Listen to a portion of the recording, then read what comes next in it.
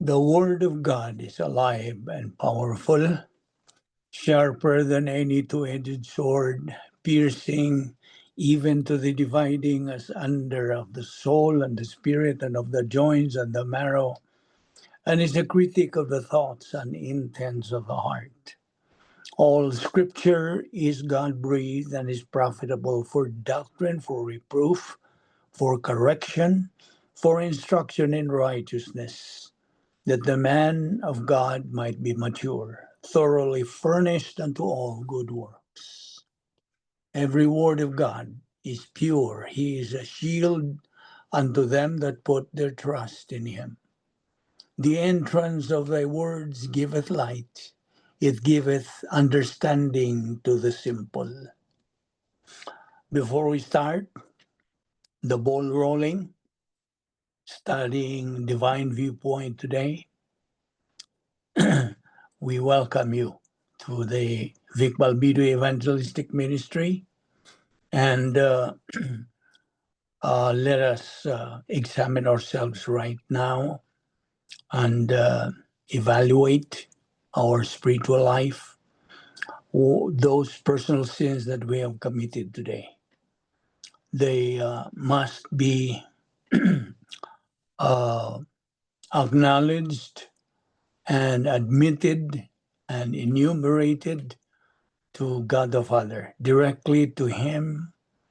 And so that is using the principle of 1 John 1:9, the recovery technique, which says if we confess our sins, God is faithful and just to forgive us our sins and to cleanse us from all unrighteousness. Therefore, silently, let us pray.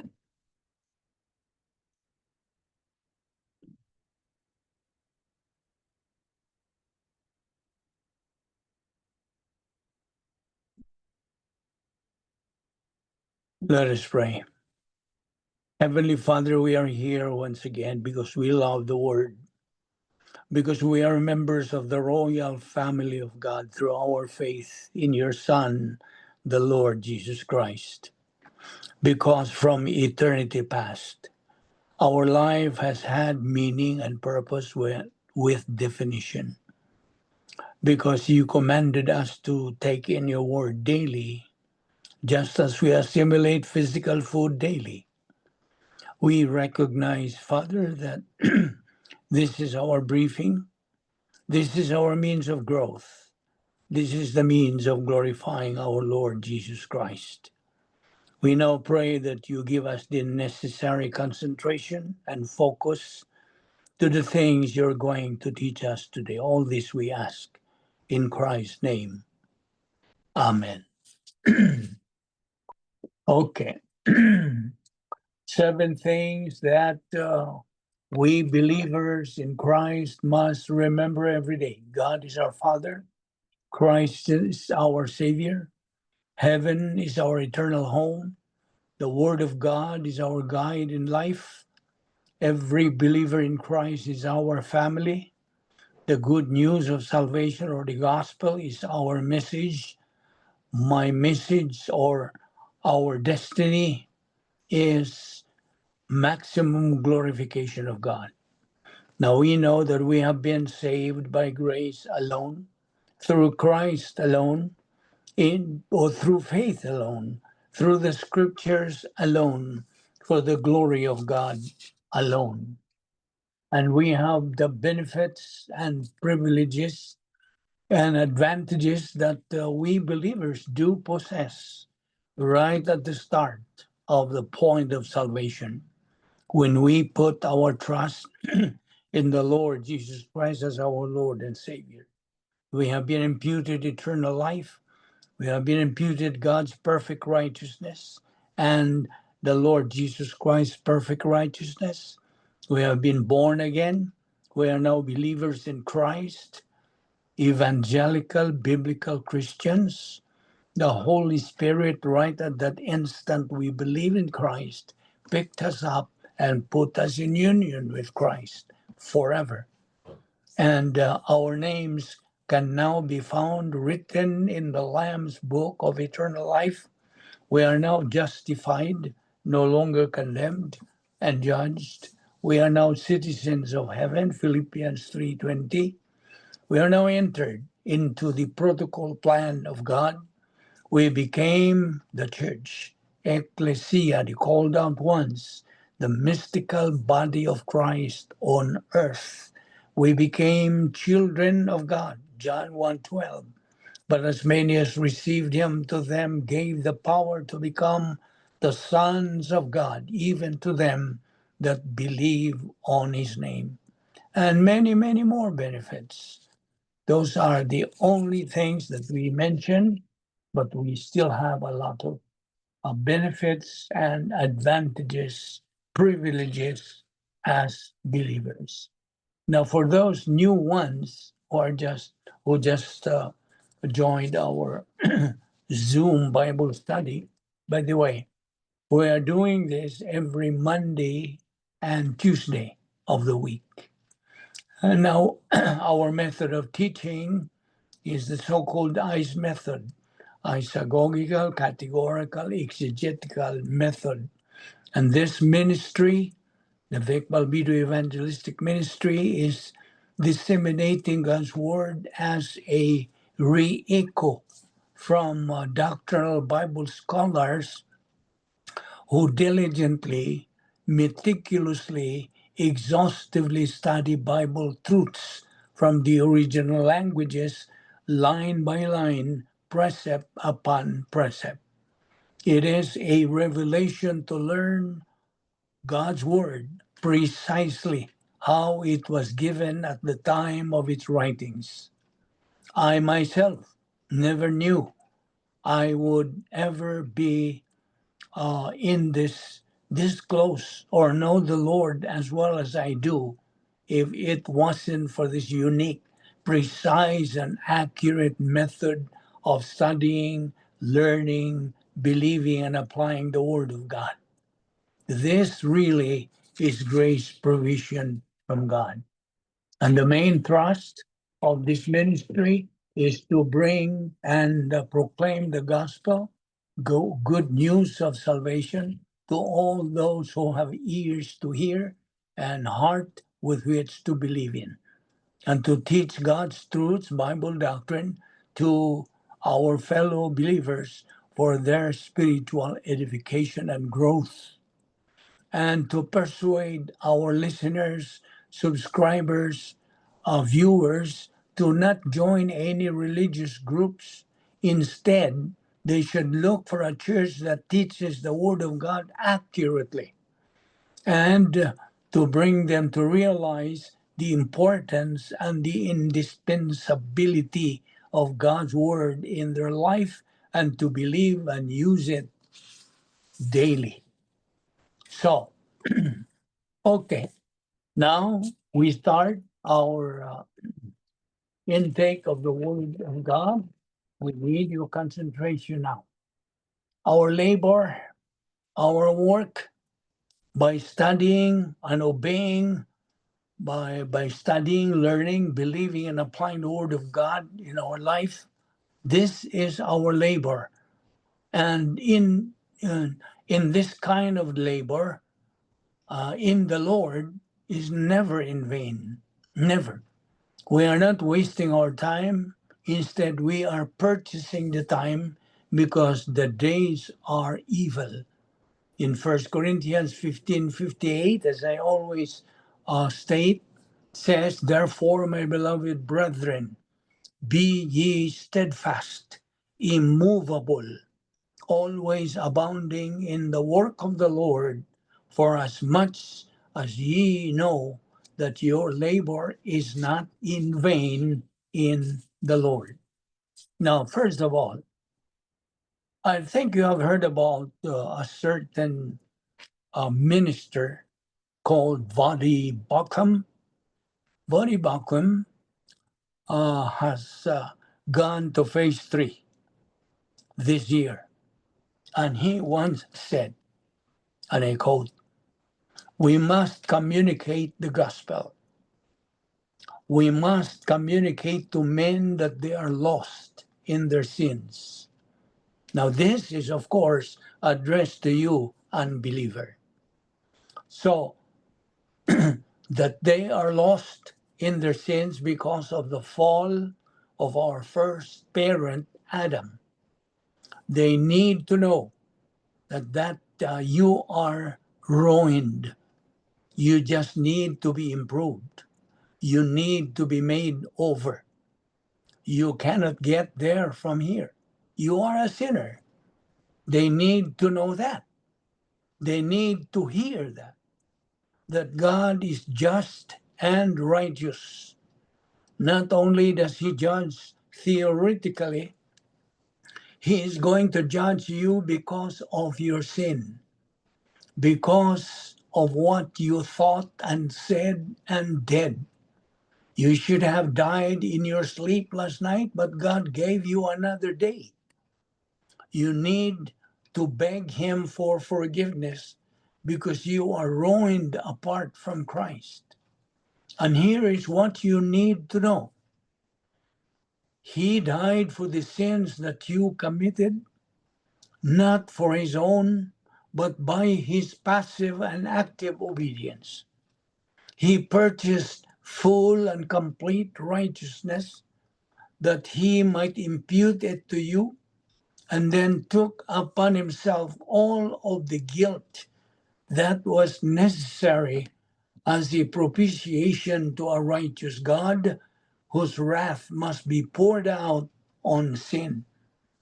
And it is only when you acknowledge your sin, turn from your sin, and call on this Christ who died and apply that to yourself that you have any hope of being saved. We have to preach the gospel then. Everywhere you go to preach the gospel, go and preach the gospel. Most likely, the majority will reject it. But listen, there will always be those who will hear, who will take heed, always be those and accept and follow.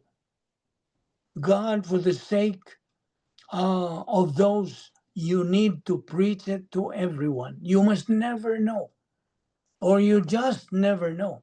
Go to your office, go to your school, go to your family members, preach the gospel to them.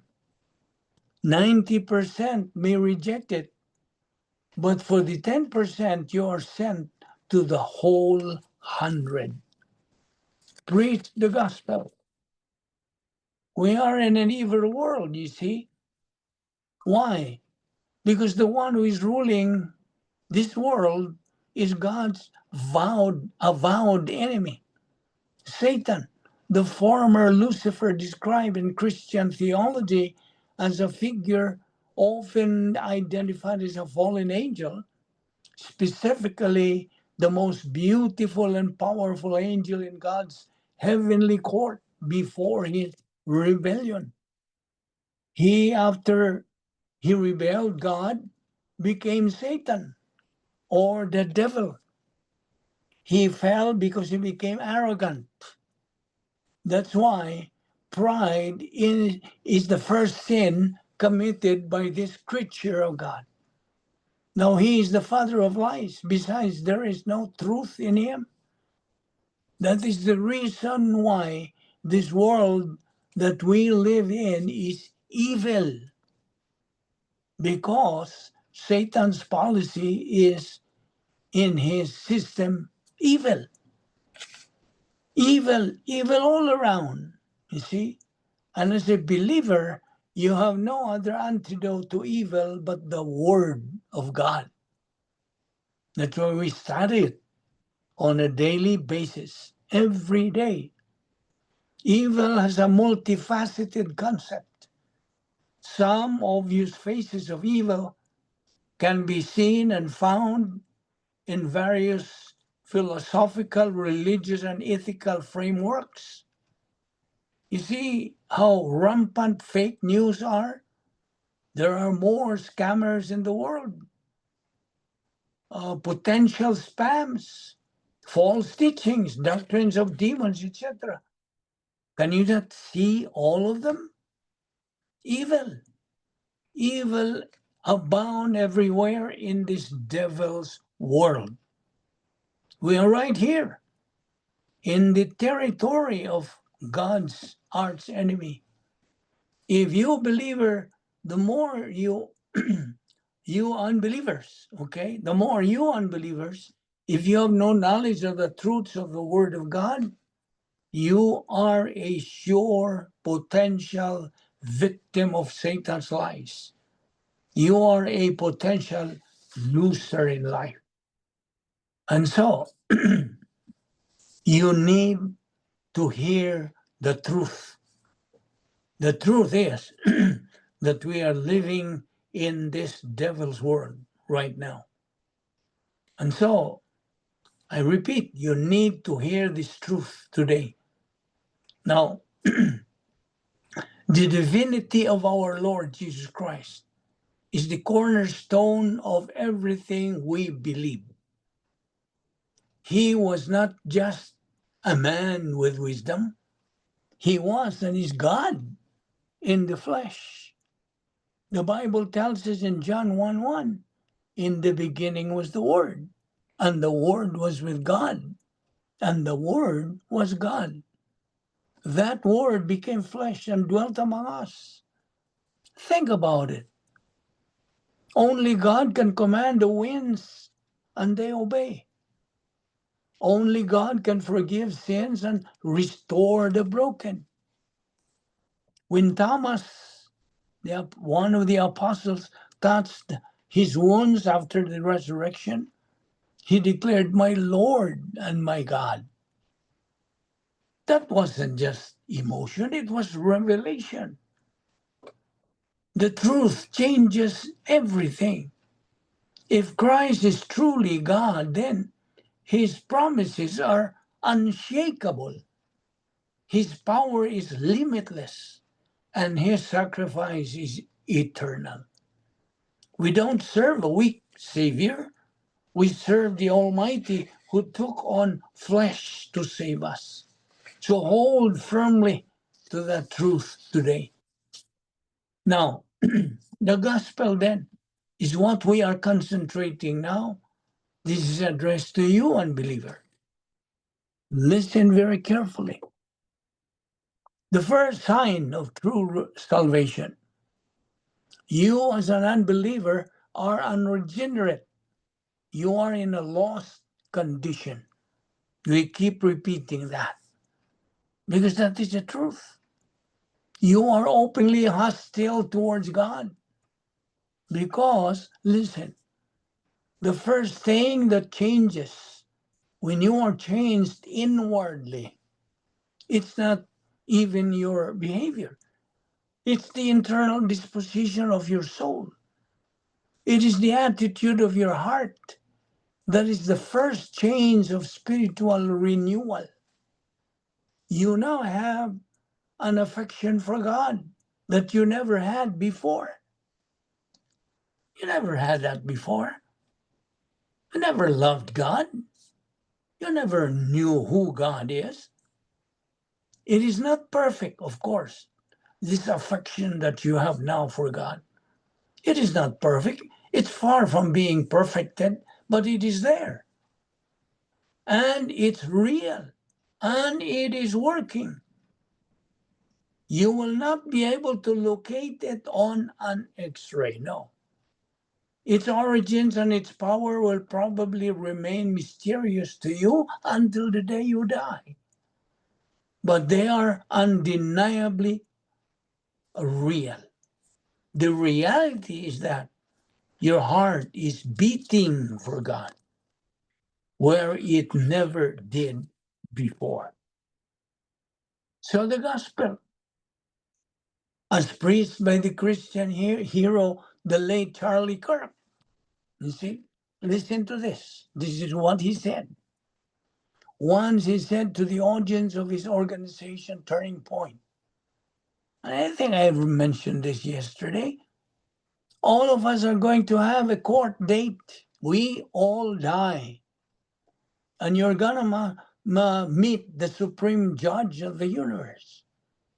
Justice is getting what you deserve, which is going to a not so good place. We are all sinners, and we all fall short of the glory of God. But thanks to the cross, a perfect, loving God who came down in human form, human flesh, lived a perfect life, and died for us so that we could live forever. At that moment, we are about to get the sentencing into eternal damnation. Somebody says, I don't know. I know him. I know her. Welcome to eternal life. You have an opportunity. The gospel in 4 words is Jesus took my place. 3 words is him for me. 2 words is substitutionary atonement. And 1 word is grace. Grace you cannot earn. You cannot work for. You cannot grace you do not pay for. It doesn't matter how much money you give to the hospital, you cannot earn it. It doesn't matter if you're a good person. It doesn't matter if you have done the best you can. Because what's different about Christianity is that it's a gift for all humanity to receive, regardless of everything that we have done. And your life will be transformed. You will be born again. Grace is not earned. It is given by a God who loves you and wants to spend eternity with you. That is what the late Charlie Kirk said. And also Voddie Baucham once said, may I never get over the fact that God saved a wretched sinner like me. May I never get over the fact that he allowed me to see another day. May I never get over the fact that he is patient with me, that he is long-suffering with me, and that in me dwells nothing that can satisfy him. May I never get over being broken over my sin. May I never become complacent. May I never ever stop realizing the incredible distance between me and my Jesus, because that's the only way I appreciate the distance. He traveled to make me his child. Yes, brokenness is an appropriate response to sin. It's the only appropriate response to sin.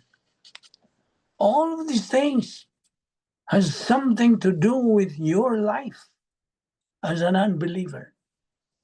But what is really the true gospel? Because there are so many people who do not know the real meaning of the true gospel. And a certain Paul Washer also said, there are so many people in the world today that have heard about Jesus Christ or about Christianity or about the church. And one of the things that I think brings pain to my heart, although they have heard those words, they don't truly understand what Christianity is all about. They don't truly understand who the Lord Jesus Christ is or what he has done. Sometimes people maybe are browsing through the internet, or they may be browsing through the TV. They may have come across some TV evangelists screaming and ranting, doing all sorts of things, supposedly in the power of God, or asking for money. And that brings a great pain to the true Christian's heart. Because it is one thing, it is a pain to know that there are people who do not know Jesus Christ. It is a greater pain to know that oftentimes Jesus and Christianity is being distorted, so that many people harden their hearts against a Jesus, a Christ, a Christianity. It is not a true version of it. Sometimes I just want to suggest that Christian leaders, theologians and authorities of the church, must have some sort of meetings or symposia or spiritual gatherings where they can discuss and set on the table the pertinent and orthodox teachings of the body of Christ. That, in my belief, that would satisfactorily benefit and, of course, do enlighten the laity about the true version of who Christ really is, what Christianity is all about. And further, he said, genuine repentance is about coming to God with your hands empty, recognizing that there is nothing you do and nothing you can bring, that you are utterly at the mercy of Almighty God, and that is your only hope. That's it. You are nothing. You have nothing. You can do nothing to save your soul. Only the Lord Jesus Christ, who sacrificed himself, who purchased all your sins right there at the cross. Now my question is, you believer, this is now addressed to you. Are you really saved? That's my question. Are you really saved? Examine yourself. Paul Wasser said, one day, each and every one of you will stand naked before a holy God, and you will be judged. Life and death, heaven and hell. Some of you will hear my voice and go to heaven when you die, and others of you will hear warning after warning after warning, and you will not listen, and you will die under the wrath of God and spend eternity in hell. Listen, young people especially. You need to be very, very careful. This Christianity is not a cultural thing. This Christianity is not something which is just a small part of your life. It is not something that you do on Sunday. It is not, or Christianity is not about you living in the world 6 days a week and coming to church. Christianity is not about you being just like the world all the time and then coming to church on Sunday. If that is your Christianity, you have no Christianity. You are not Christian. Young people, let me ask you a question. How do you know that you are a Christian? How do you know that you have truly come to know Christ? How do you know that if you die right now, you're going to heaven? Listen, it is a dangerous thing to be raised in a Christian family. Do you know why? Because they think that they are also Christians automatically. Because your parents are Christian, you are Christian, or because you come from a group of people who have suffered that, you too participate in that glory. That is not true. That is not true. So, as believers, you have to examine yourself whether you are in the faith. That's very, very important. Examine yourself. Evaluate yourself. It's not enough to be going to church and all those practices that you do. It's not. That doesn't make you a Christian. It is a change of heart, will, and your mind. You see, your whole being will be changed. Before I got saved, my life was far, far too different from now. But right at that moment I got saved, my life has never been the same. And so, we as believers, of course, we now worship God. That's one of our responsibility and our duty to praise God, to worship God. Now in John 4:24, God is spirit, and they that worship him must worship him in spirit and in truth. Here, our Lord Jesus Christ teaches that true worship is not about a place or outward ritual. It's about the heart. Because God is spirit, he cannot be limited to temples, traditions, or locations. Real worship is spiritual, flowing from a heart made alive by the Holy Spirit. And it must be in truth, grounded in who God truly is, not shaped by our own preferences or ideas.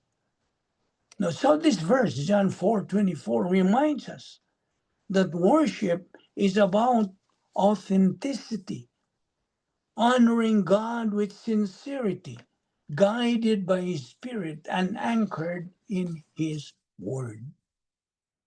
Remember, we are in the age of apostasy.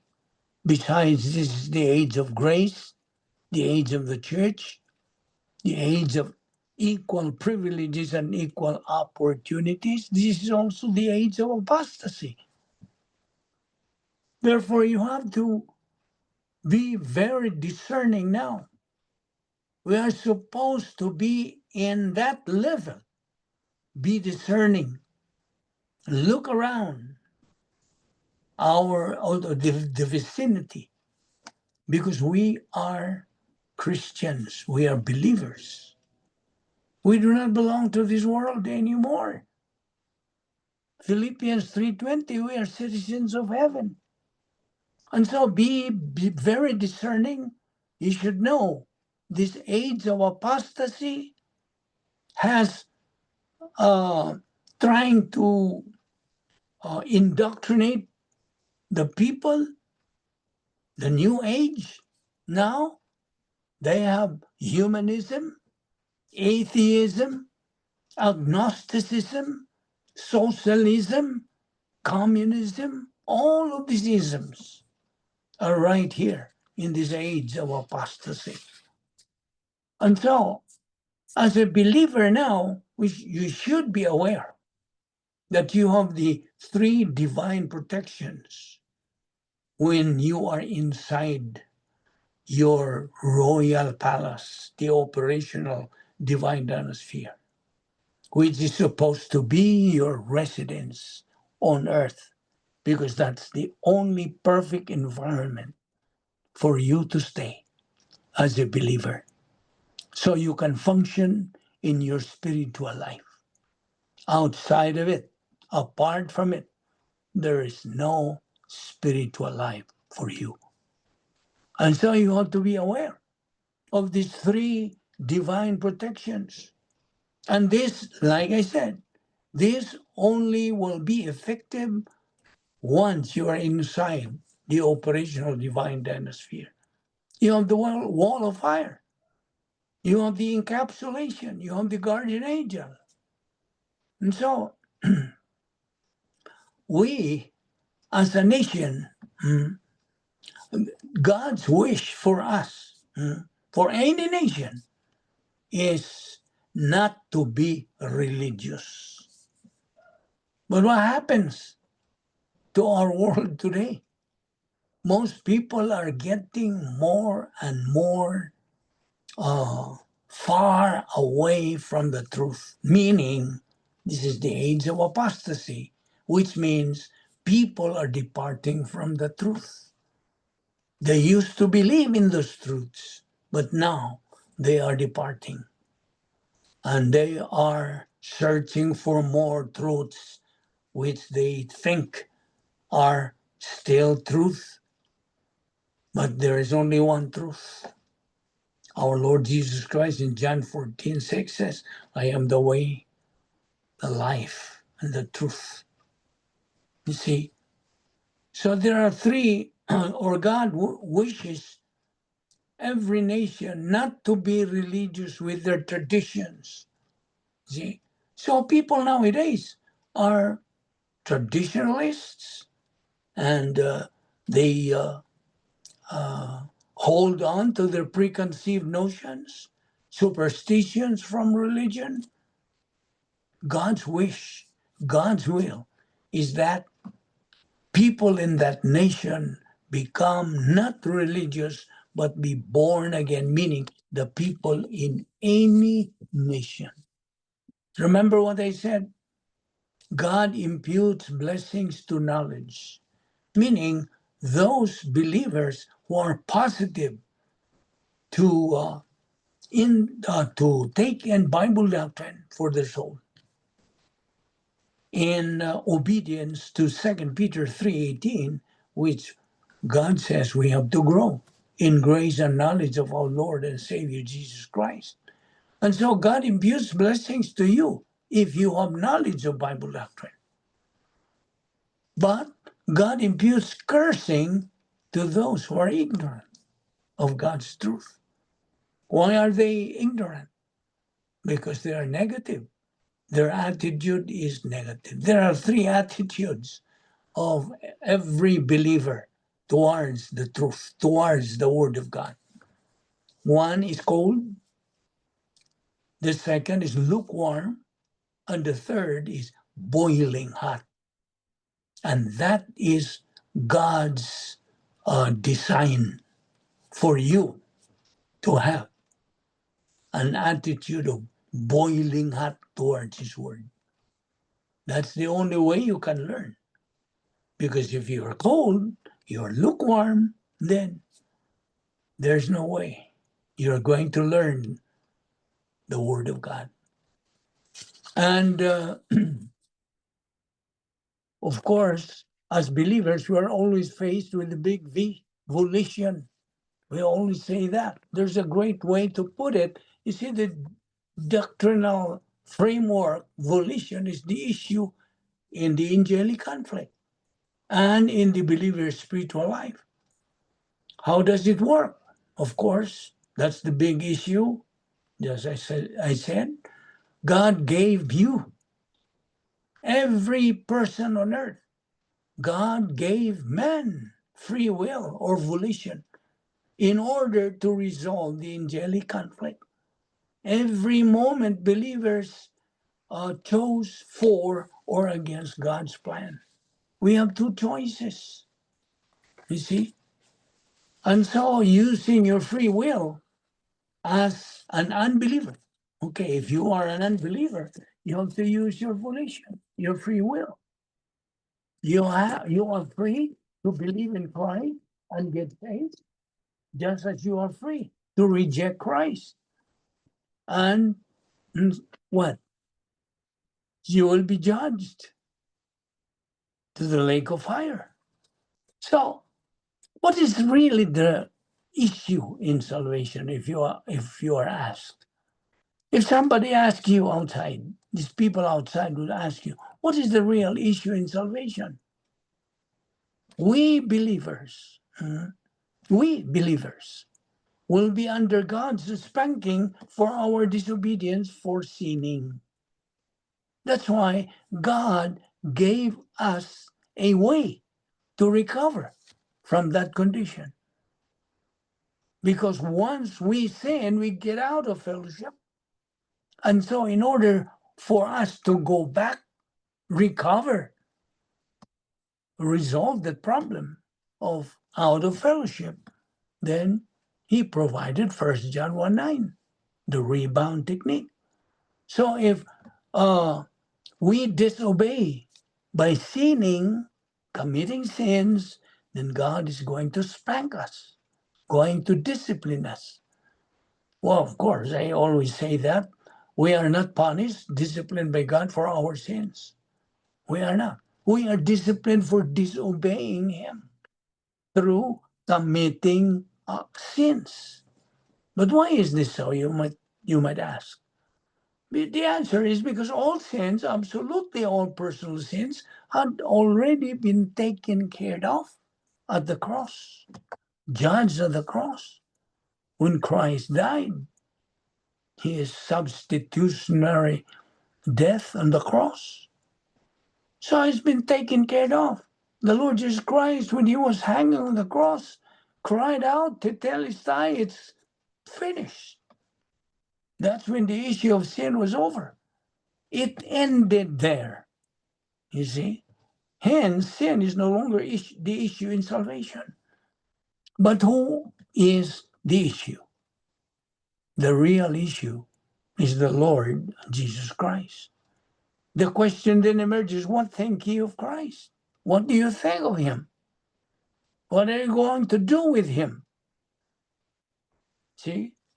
So that's the real issue that any person faces should he want to get saved.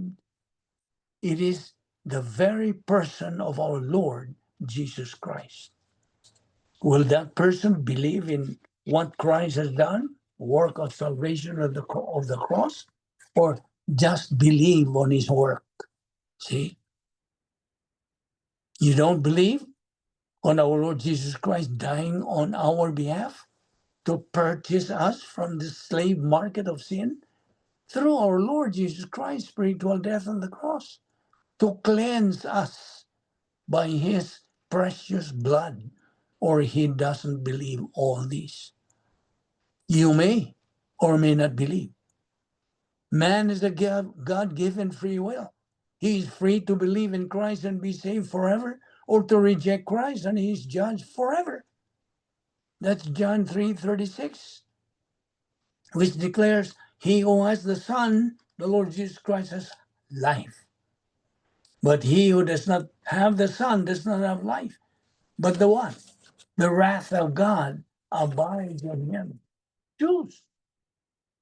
That is your free choice. Therefore, now as a believer, Romans 8:1 says, therefore there is now no condemnation. Odious, meaning not a single one. No condemnation for those who are in Christ Jesus. You are no longer condemned. You are no longer judged. You are free from heading to the lake of fire. And so, this is still addressed to you, unbeliever. Every day we make decisions, right? You made the decision to attend this Zoom Bible study today. You use your free will, right? And these decisions that you make have consequences, both good and bad. Bad decisions limit future options. The worst decision anyone will ever make is to ignore the divine pardon offered through our Lord Jesus Christ. Now listen very carefully on this. This person, or this pardon, this pardon was made available to us because of perfect God's unfailing love. John 3:16, you remember? God so loved the world that He gave His only begotten Son, that whosoever believeth in Him shall not perish, but have eternal life. Now, why would God send His Son to be a substitute for our punishment? The answer is because He wants to offer each of us a relationship with Him. Relationship. Because our relationship has been broken. It's broken because of what our original parent Adam did in the Garden of Eden for disobeying God's mandate of eating the fruit of the tree of the knowledge of good and evil. And so, Adam's original sin was what? We inherit those sins, original sins. And so God wants to offer each one of us a relationship with Him. He would like each of us to spend eternity with Him in heaven. That's God's will. You see? Since in our sinful state, we cannot have a relationship with perfect God. No. And we have no means of ridding ourselves of our imperfections. God devised a plan then by which He could separate us from our sins and thus allows us to enjoy a relationship with Him. Now, let me explain this again. In biblical times, when a man could not pay what he owed, he was thrown into debtor's prison. Yet, as a prisoner, he had no means of working off his own debts. He therefore had no way of freeing himself. Instead, he was forced to rely on a close friend or family member to work in his place and earn back the money owed. Only in this way would the debt be forgiven and the debtor released from prison. Our Lord Jesus Christ paid our debt for us. What Jesus Christ did for us is very similar to what a close family member might have done for an imprisoned debtor. Through Christ's sacrifice, we are not only freed from eternal separation from God, pardoned, but our sins, debts are forgiven forever. As sinners, then, we are unable to free ourselves. No. We are similarly unable to repay the cost of our own sinfulness. This is because we all fall short of God's perfection, called His righteousness. Even the best of us is totally imperfect, you see, because we have all sinned. Where can you find that? Romans 3:23. All have sinned and come short of the glory of God. And in Isaiah 64:6, it tells us that we are all like an unclean thing. We all our righteousnesses, morality is like filthy rags. Notice what that verse says. Our righteousness is like a filthy rag. To perfect, holy, righteous God, our best deeds do not measure up.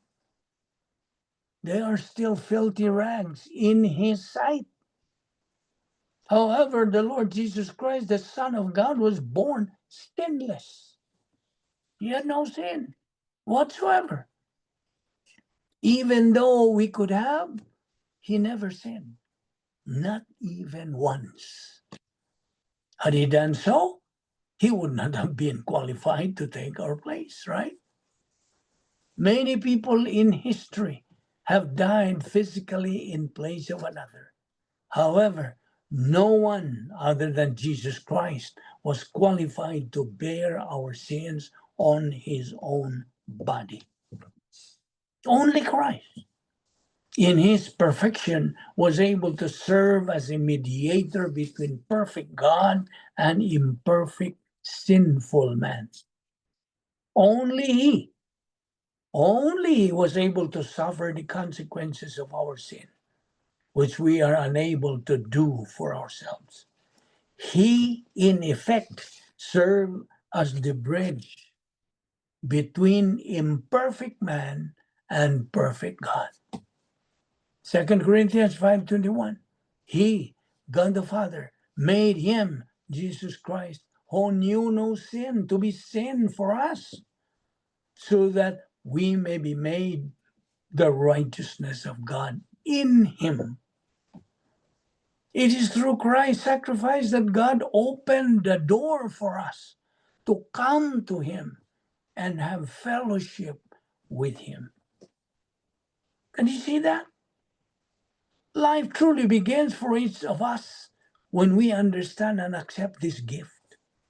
It's a gift. Our past failures are no longer an issue. Listen, we are mentioning the sins of Apostle Paul, Moses, David, so that you may see there is hope, even for those who murder and commit adultery. Do not ever feel as though God does not love you because of the crimes you have committed. God has offered all of us a what? Pardon. He offered all of us a pardon. He does love you and demonstrated that love thousands of years ago when he sent his son to be your substitute on the cross. He paid the ultimate price for your sins and mine. While it may be true that we have failed and committed big-time sins, it is also true that life is not over. Not over. There is a new life in Christ. Even if you are incarcerated, life is always about your decisions and the road you are willing to take. You make millions of decisions in your lifetime, and all of them can have lasting impact. It does not matter if you are rich or poor, famous or infamous, you are a product of your decisions. The greatest decision you could ever make is to receive Christ as your Savior. Remember that. That's the most important decision you can make. In fact, the greatest decision. If you choose for Christ, then you will spend eternity in heaven, regardless of what you have done on this earth. Otherwise, you face eternity separated from God, enveloped in the agony of the lake of fire. So take the pardon.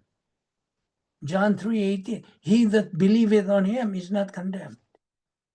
But he that believeth not is condemned already, because he has not believed in the name of the only begotten Son of God. Now, listen. Here is the big lie.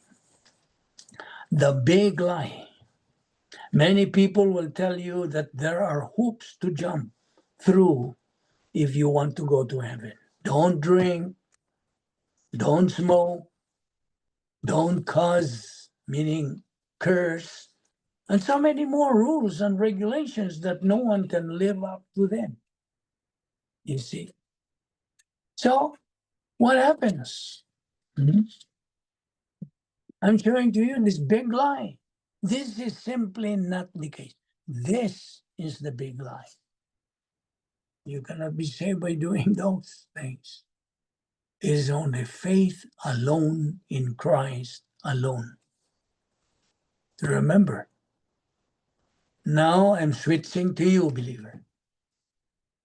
Fellow believer, you have a solemn duty to our generation. Do it. Be a witness. Reach out. Share. We have a life to share. Whose life? The life of Christ. My life, your testimony, we have a life to share. We have a living hope. On the other hand, the world gives false hope. So don't believe the world. Don't. Folks, live in the world, but don't live for the world. The Bible says.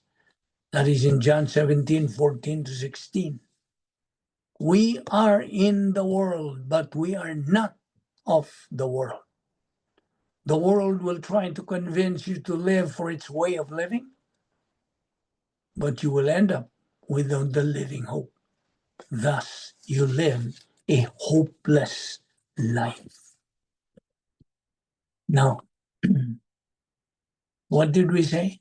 Who rules this world? Satan.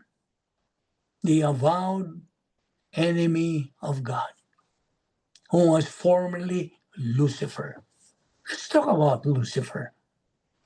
Now, Lucifer, the word Lucifer, by the way, is taken from Latin words lux and fer. Okay? Lux means light. Fer means light carrier. Okay. Actually, Lucifer was the son of the morning. Okay? He was the greatest creature, genius that has ever existed. Lucifer was the smartest creature that has ever lived. He was so much smarter than any human being will ever be. He had a great personality. He was the most beautiful creature that ever came from the hand of God. He was a totally attractive person with a totally attractive personality. He has everything. The world is going for him. In the description of Satan, both found in Isaiah and in Ezekiel, he was described in the most magnificent terms of beauty and attractiveness. Satan, is very personable. He has every leadership characteristic. But by his rejection of the truth and by his arrogance, he has no capacity. You see, you can have everything in the world going for you, but if you are arrogant, you have no capacity to appreciate what you have. Your circumstances of prosperity and your blessings from God. You see, arrogance destroys everything. Arrogance frustrates, you see. Now, Satan is the avowed enemy of God. He was a murderer from the beginning. He is the father of lies. The father of lies. Okay? And you know, Lucifer had 5 arrogant I wills. Isaiah 14, 13 to 14. Okay. Will you open your Bible now to Isaiah chapter 14, verses 13 and 14? Isaiah, Old Testament or New Testament?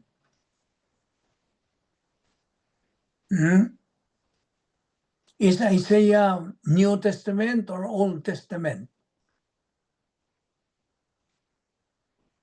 Who can answer that?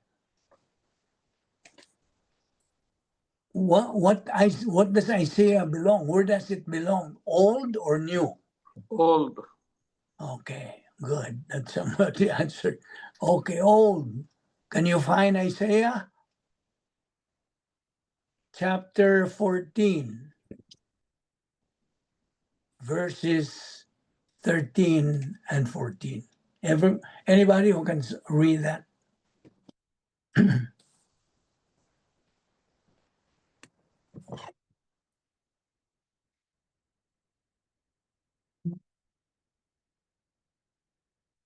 Somebody? Isaiah 14, 13 and 14. Now these are the 5 I wills of Lucifer.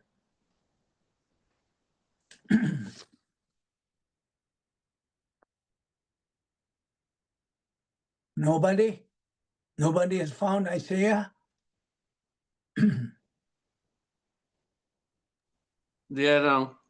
Okay. For thou hast said in thine heart, I will ascend into heaven. I will exalt my throne above the stars of God. I will sit also upon the mount of the congregations in the sides of the north. Mhm. I will ascend above the heights of the clouds. I will be like the Most High. There. Okay. Is that you, John? Ano? Okay, so those are Lucifer's 5 arrogant I wills. Okay, he became arrogant. Mhm.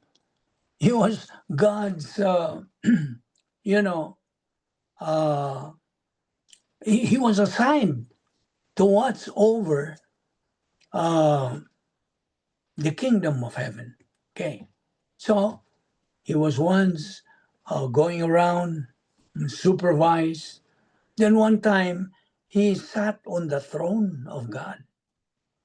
And while sitting on the throne of God, he said, "Oh, how nice to be a God. I want to be like God." And so there you are. Here are the 5 arrogant I wills of Lucifer.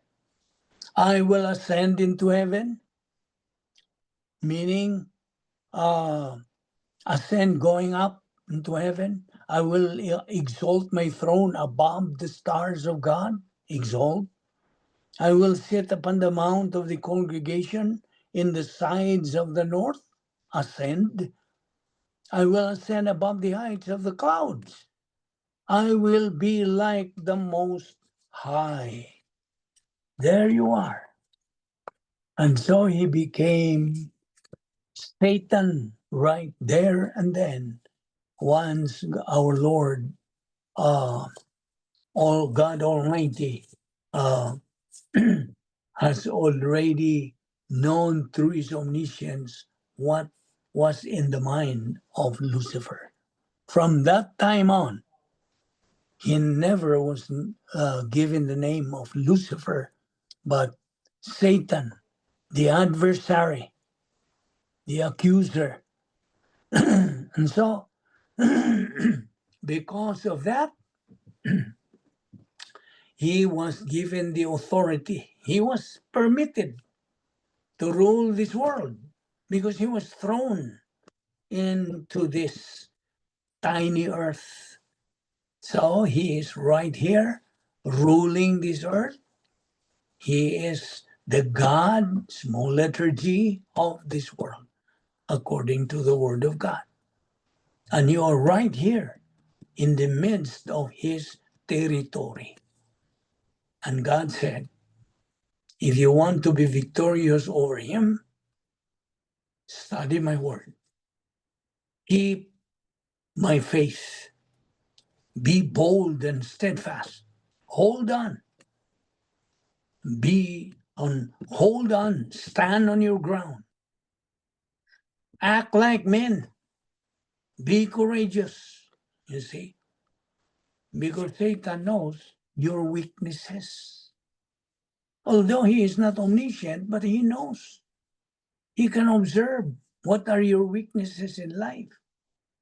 And so, he tempts us all the time with his agents. One of his agents is your old sin nature right there inside you. You see? And so that makes all of us sinful. Actually, there are no great men of God. That is a misnomer. We are all sinful.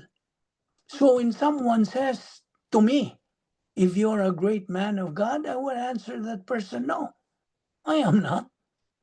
Stop saying that we are great men. Stop saying these are great men of God. Instead, say there are men who serve a great God. You know what Paul Wasser said? Stop saying there are great men of God. Yes, the truth is there are weak men of a great and merciful God. That's all there is to it. You see? And so, more on the gospel. Apostle Paul is crystal clear in his letters. Adding works to grace cancels grace. Yes, he consistently teaches that salvation is by grace alone, through faith alone, in Christ alone, not by works. Here are the clearest passages where Paul addresses this. Romans 11:6, but if it is by grace, it is no longer on the basis of works. Otherwise, grace would no longer be grace. Meaning, the moment you add works, it's no longer grace. Grace and works are mutually exclusive for salvation. In Ephesians 2, 8 and 9, a popular verse. For by grace you have been saved through faith, that not of yourselves. It's a gift of God, not of works, lest anyone should boast. What is the meaning? It means salvation is entirely a gift. No human effort contributes to it. God gets all the credit. Now in Galatians 2:21, I do not nullify the grace of God, for if righteousness were through the law, then Christ died for no purpose. What's the meaning? It means if works could save you, then Christ's death was unnecessary. So, again, for us believers, let us not forget the Great Commission in Matthew 28:19. It says, go therefore and make disciples of all nations, baptizing them in the name of the Father and of the Son and of the Holy Spirit. Verse 20, teaching them to observe all that I have commanded you. And behold, I am with you always to the end of the age. You see, for you unbeliever, listen, any person can know that he can be saved. He can know. That is in 1 John 5:13, which says, these things have I written unto you that believe on the name of the Son of God, that ye may know that ye have eternal life, and that ye may believe on the name of the Son of God. Remember the stimulus that God is giving for mankind. The cross, representing salvation.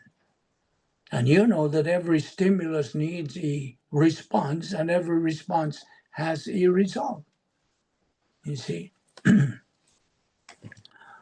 So never forget that we believers, I'm switching to you now, a believer. We believers, Christians, are called to pursue justification. As Paul Wasser said, one of the characteristics of genuine Christianity, okay? Christians, although very fallible, still have to deal with sin and still have to confess sin. Why? Why do we still commit sin? If we are already saved, we are now members of the royal family of God. We have been imputed God's perfect righteousness. We are born again, regenerated. My question is, why is it that we still commit sin? Why? Answer me. Old sin nature. OSN. Yes, exactly. Now you can answer right away. That's the point of doctrine that you should know. We commit sin every day, every moment of every day, even though we are saved. We are believers, united with Christ, but we still sin because of the old sin nature that is inside of us. And we consider it Satan's one of his what we say agents.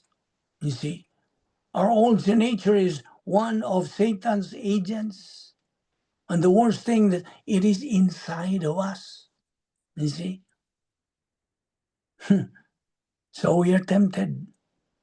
Therefore, God says, "I have an antidote." The only antidote that you can protect yourself, prevent yourself from succumbing to the temptations of the old nature is to take in my word, which is the sword of the Holy Spirit. That's a sword where you can fight back against the power of the old nature. and suppress that power and be able to be a victor rather than a victim of Satan's deceptions. God wants us to become winners. I always repeat that all the time, that God wants believers to become winners.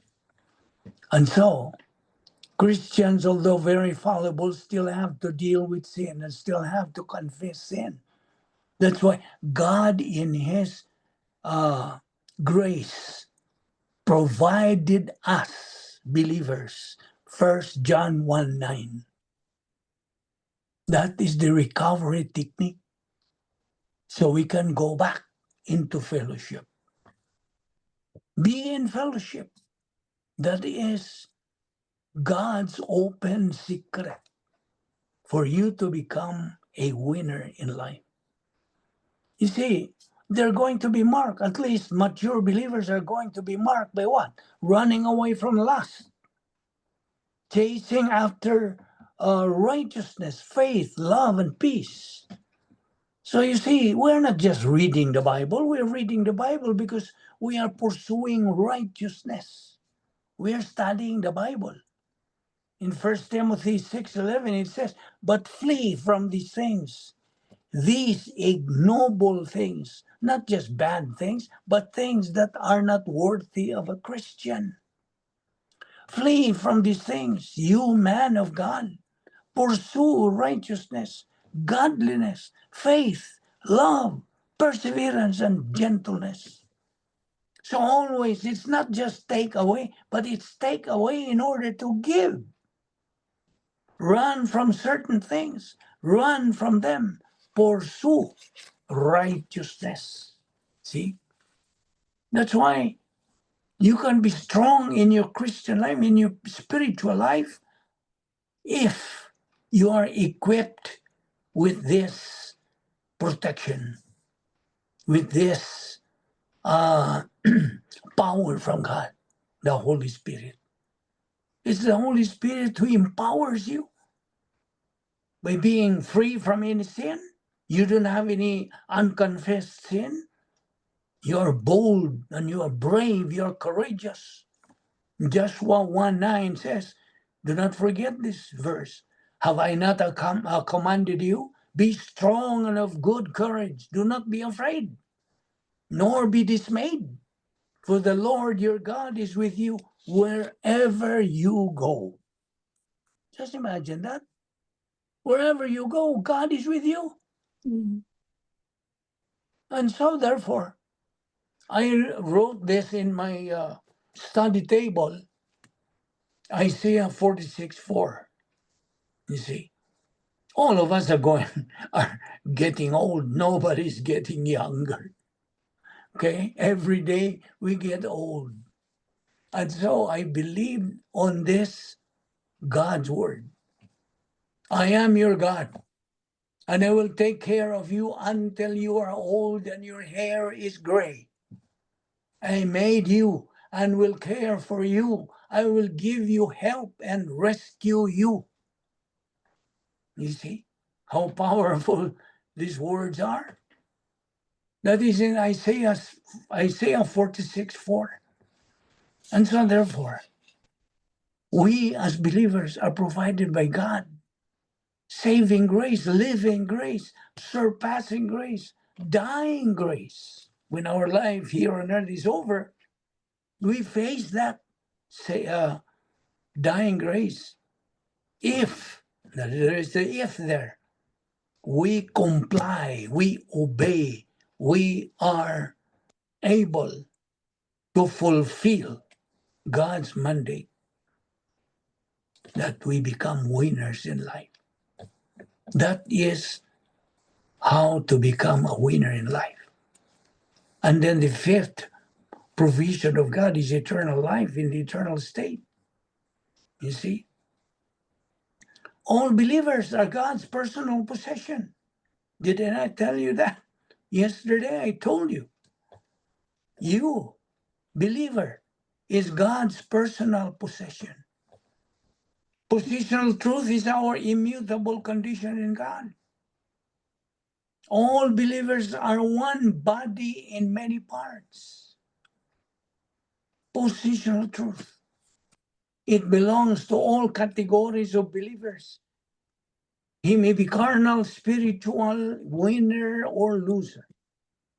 And it removes all racial, economic, cultural, or what have you, gender, or class distinction in Christ. Do you know why? Because we are one body. We all have the same status. We are one body. That's why we have to, well, as you continue studying God's word, taking in doctrine, and growing up spiritually, we as believers are all like-minded. You see, I want you to realize, my fellow believers, who are still adamant or you are still don't have that interest and the desire to continue taking in Bible doctrine, possessing divine viewpoint in your life, I want to remind you that the Word of God is the greatest position. The greatest. It is more valuable than all the precious gold in the world combined. It is so valuable as a comprehensive resource for life, unequal in value. Do you know why? Because it provides us the greatest position. The word of the Lord is always true, always alive, always powerful. It is always applicable to every facet of life. When a believer pursues his unique spiritual life by studying, learning, believing, and applying the Word of God in his life, he is the kind of a believer who loves instruction. And when he loves instruction, he definitely loves knowledge. But he who hates correction, you know what it says? Is stupid. He is stupid. What makes a believer stupid? I asked you this already. What makes him stupid? Pride. Arrogance, yes. What else? When he's arrogant, is he teachable? Can an arrogant person be teachable? No. He is not teachable. Remember that. Only humble people are teachable. And so because you are here, you are humble. You are teachable. You love instruction. You love knowledge. And so the Word of God is the greatest position. You may have everything in this life, but all of this, like fame, honor, what else? You know, I also put this in my study table. All human glory is fleeting. All human glory. You may be the most famous person in the world, but they are all fleeting. Sic transit gloria mundi. That is the Latin word. Now, remember this. Now, this is for you, believer. You can be rich. You can be famous. You can have everything that money can buy. But if you are without God, what do you have? What do you have?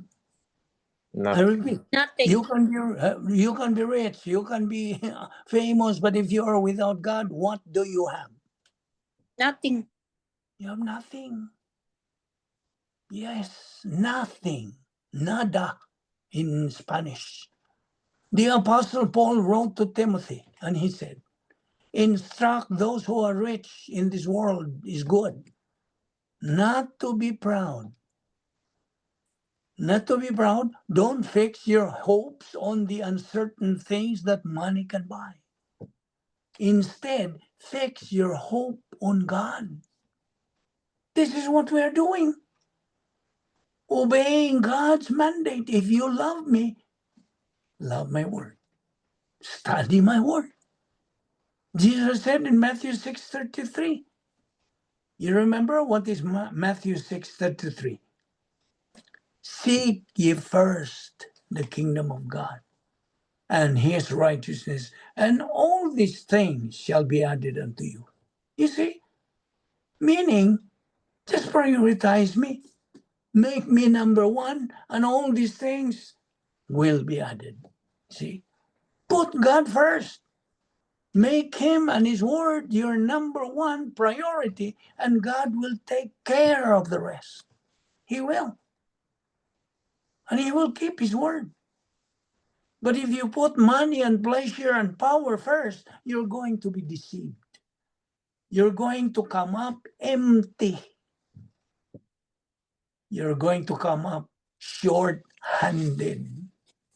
You see? Do you want to become a winner in life? Ephesians 6:13 says, therefore take up the whole armor of God, that you may be able to withstand in the evil day, and having done all, to stand firm. And that is our goal as believers in Jesus Christ. Our goal, stand firm. That's your job, fellow believer. Stand right there. Don't move. That's it. Stand where you are. Not charge hell with a water pistol, not go defeat. No. You just hold your post. Stand on your ground. Chapter 4, verses 13 and 14, until we all attain to the unity of the faith and to the knowledge of the Son of God, to mature manhood, to the measure of the stature of the fullness of Christ, so that we may no longer be children tossed to and fro by the waves and carried about by every wind of doctrine, by human cunning, by craftiness and deceitful schemes. So stand firm. That again is our goal. Our goal, our job.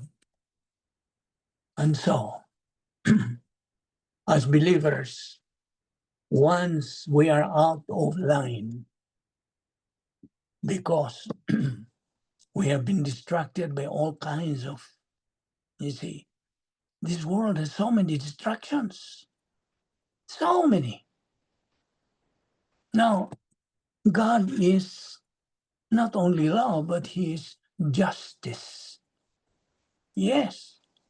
That's why some people just say, oh, God is love. Of course. That's all they know about God, that God is love, without knowing that God is also justice. He disciplines. And if you are his child, you are God's son, you are a son of God, or you are the child of God. Let me use that word child. You are a child of God. Philippians 3:20.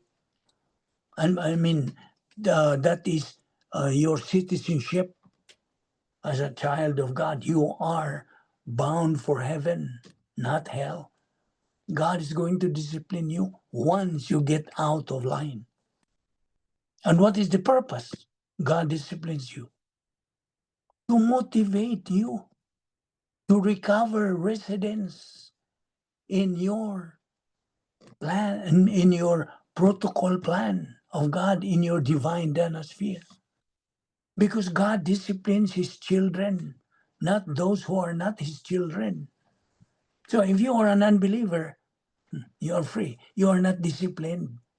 But the worst thing is, you are not disciplined, but you are judged. You see the difference? You are not disciplined because you are not God's child, but you are judged. You are condemned. That's the big difference. But God disciplines his children only, not those who are not his children. The unbelievers are not his children. You see, God disciplines his children. A believer functioning in the cosmic dynasphere is out of bounds. He's carnal. You see? He is living an abnormal life. You see? A believer can only live normally when he is inside his residence, the protocol plan of God, or the operational divine dynasphere. Outside of it, apart from it, the believer is living abnormally. Now, these are points of doctrine I'm trying to stress. So, a believer functioning in the cosmic dynasphere, when he is out of line, he is out of bounds. You see, thus God disciplines him because he is carnal, and he warned by God to wake up to his right senses as a believer. A believer should function in his Christian way of life in bounds. Otherwise, the referee, God's justice, blows his whistle to warn us. You see? Just like in a basketball game, the referee is going to blow his his whistle, of course, to warn that he is out of bounds. The Christian life, remember, is a supernatural way of life. And as such, it requires a supernatural way of execution. The supernatural way of executing the plan of God is through the faith rest life. We should ask ourselves, are we carnal or spiritual? Right now, while we're studying God's word, are we carnal or spiritual? Remember that it's the Holy Spirit who makes the doctrine vivid. You see, it's not me who can make it vivid, clear, and lucid. It's God, the Holy Spirit. I'm just a mouthpiece. I'm just an instrument, you see. And I praise God for that, for using me, for giving me this spiritual gift. So remember this, that it's God, the Holy Spirit, who makes doctrine vivid, clear, lucid to every believer who studies God's word. Right now, it's God, the Holy Spirit. He is even controlling our mind. We have to be faithful in studying Bible doctrine so we have the things to remember in applying in life. Be as winner in life. That's God's will. What makes us remember things always? That's my question now. What makes us remember things always? Answer. Repetition. Huh? Repetition. Yun. Inculcation. That's right.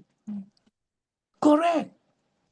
Well, of course, they are synonymous. Inculcation through repetition. That makes this makes the difference. You see, develop the memory pathway. Inculcation is the key. It's the key. You might say, "Oh, he's repeating and repeating. It's redundant." No way. No matter what you say, this is the way that you can remember things always. Develop the memory pathway. Inculcation is the key. Remember, Paul had thorn of the flesh, the purpose of which was to what? To pressure him not to become arrogant. He even failed to face it when he prayed how many times? 3 times that God would remove it. He prayed to God, "Lord, take this away." 3 times. God instead replied him. What did God reply? Paul, my grace is sufficient for you. You see? So suffering for testing is beneficial for us believers. Let's remember that. Our common objective is pleroma stage in life, the high ground. Remember the principle on this? The rate of learning must exceed the rate of forgetting. We have to make gnosis to epignosis. We have to memorize but metabolize it. It is God, the Holy Spirit, that makes doctrine real for believers to make it work in his life. You see, long-term memory requires repetition. The reason for repetition is for the rate of learning to exceed the rate of forgetting. Consistent post-salvation epistemological rehabilitation, that's inculcation. Remember, we cannot apply what we have not learned, right? We cannot. Believers only go to emotions when they have nothing in their soul. Remember this. Once doctrine flies away, you have no more doctrine in your soul. What is the tendency? What are you going to use? Not. What are you going to use when you have nothing now? No divine viewpoint, no more Bible doctrine. What happens? What are you going to resort to use? Come on. Human viewpoint. Well, I can accept that. The answer is emotion. Can you see that? Now you who have doctrine in your soul, you know already that emotion is not the issue in the spiritual life. What is the issue in the spiritual life? Bible doctrine. You see, resident in our soul. We always repeat that. Bible doctrine that is resident in our soul. It's there. And when problems come our way, we have something to pull from the cardia, from our soul. The Bible doctrine that is already embedded right there on the frontal lobe of the mentality of our soul. And if you have nothing of those, you resort to using emotion. And the worst thing is, when they think that emotion is the way to be spiritual, they are in big, big trouble. Do you understand that? So, we cannot apply what we have not learned. Believers only go to emotions when they have nothing in their soul. And so a big majority of believers today are ignorant, no knowledge of Bible doctrine. Do you know why? When you invite them to Bible study like this, oh, we have a Zoom Bible study. You're free to join us. But they have no desire. They rather go to some place, enjoy life there. They have wrong priority. A big majority of today, of believers, are ignorant of Bible doctrine. Now, this is not to judge. This is to rebuke them for ignoring, for neglecting the Word of God to study and learn, understand what is learned, apply it, remember it all the time. That is the process. You see, perspicacity. You know what perspicacity means? You should know. Perspicacity means having keen mental perception and understanding. What is the other name for this? Who is bright? Who is bright on this? Perspicacity means having keen mental perception and understanding. What is the other name for this?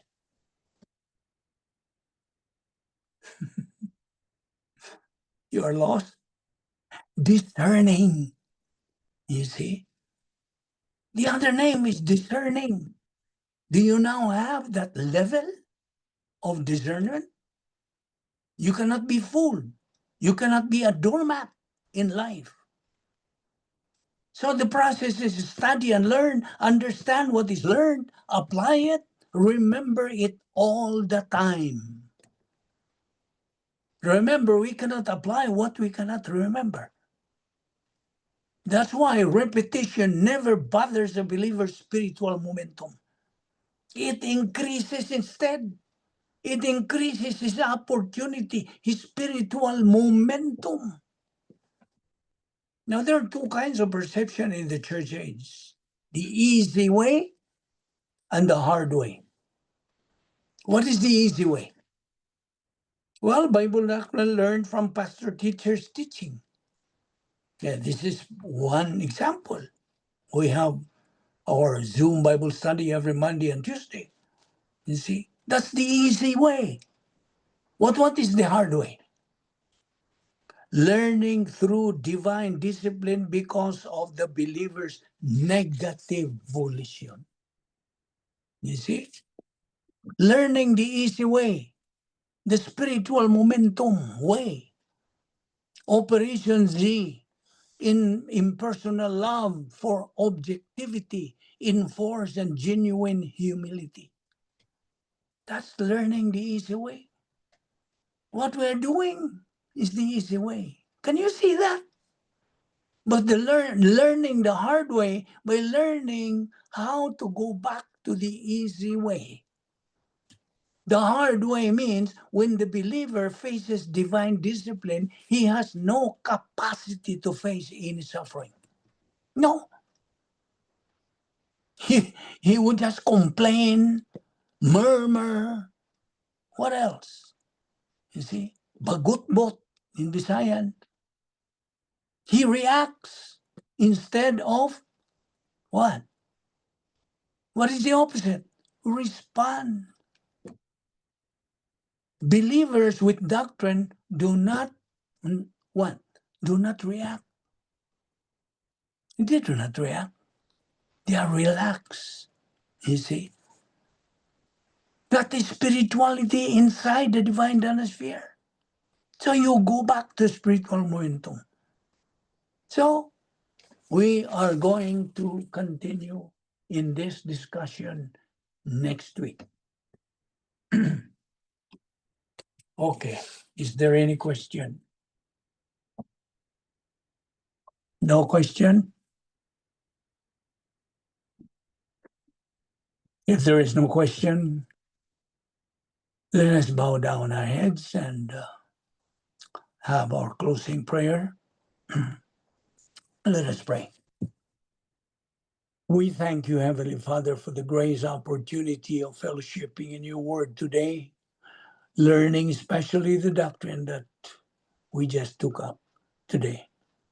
May God, the Holy Spirit, motivate and challenge us to continue feeding our soul with your word until we reach the stage of capacity for life, which is the pleroma stage, thus become winners in this present life and in the life hereafter.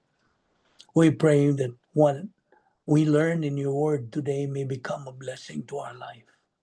I pray for all those who are in attendance today. You motivate them, you challenge them to continue in their spiritual life. So in the near future, you are going to use them because we stand on the principle that only prepared believers are the ones you are going to use. Thank you for this ministry, O Lord. We pray that you will use it in a mighty way and according to your will. All this we ask in Christ's name. Amen. Salamat dong, Vic. Okay, salamat po ninyo. See you next week. Yo. Ayan. Yes. Ayan. See See you you, bye. Monday. Bye-bye. Okay, see you Okay. Monday. Ayaw mo ha. Sige, ayo. Okay. Take care. Okay. Bye-bye.